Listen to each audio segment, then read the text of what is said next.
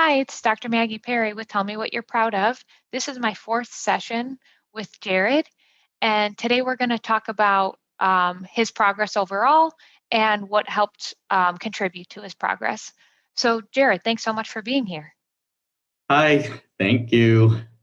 Okay, so how have you been lately? I know this is our fourth session, so tell us how you've been. Yeah, well, I've just been pretty same. I've been, just everything. Sorry, let me just try to say that again. Um, yeah, just everything has been the same old. I'm not really, nothing really special has happened, no interesting events that has happened in my life at least.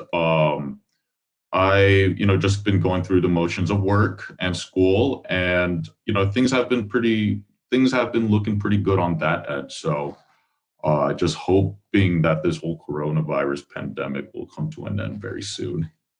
Yeah, I feel the same way.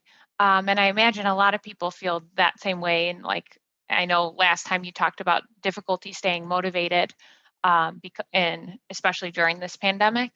So Mhm. I'm happy to hear that work and school are going so well. And I know that you've kind of been in a different place at times in your life. Can you tell us where you've come from and how you got here?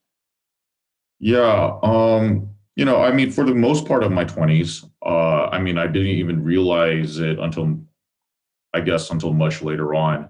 But just everything that I encountered in my life, just either people or just like work settings, the type of environments that I was in, everything just felt pretty foreign. And I always had like this crazy sense of anxiety that would always just run through me.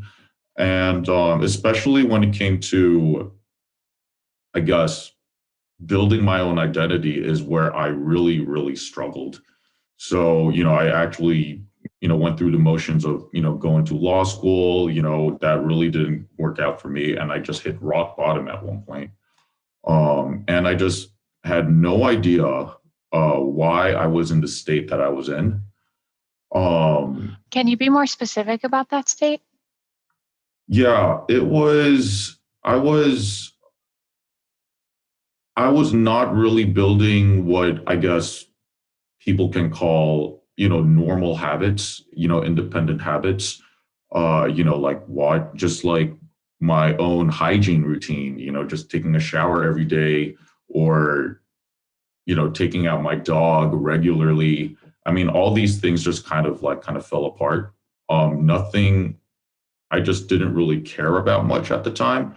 Felt very hopeless, very helpless, and just didn't feel like I had any value in society. So a lot of it just felt like chore. I know you had a lot of trouble sleeping too. Do you want to say more about sleeping, what sleeping was like for you?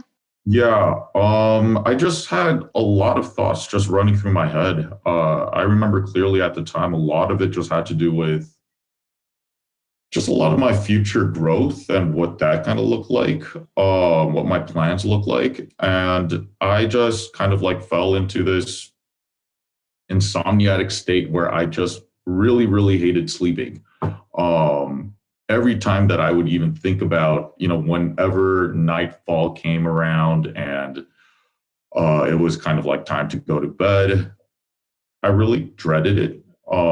It was not really a good feeling for me. And I just had to, I don't know how much I should say, but I did use a lot of, I smoked a lot of weed to try to put myself to sleep. And when even that almost became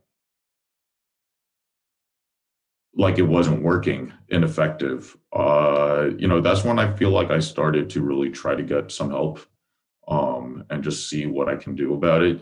And that kind of blossomed into, getting therapy too. So, And then what was the process of getting out of that? What was it like to go from difficulty sleeping, difficulty with hygiene, depression, anxiety, hopelessness, helplessness, worthlessness, and just kind of difficulty engaging with the world around you? How did you get to a point where you now have a job and you're in grad school?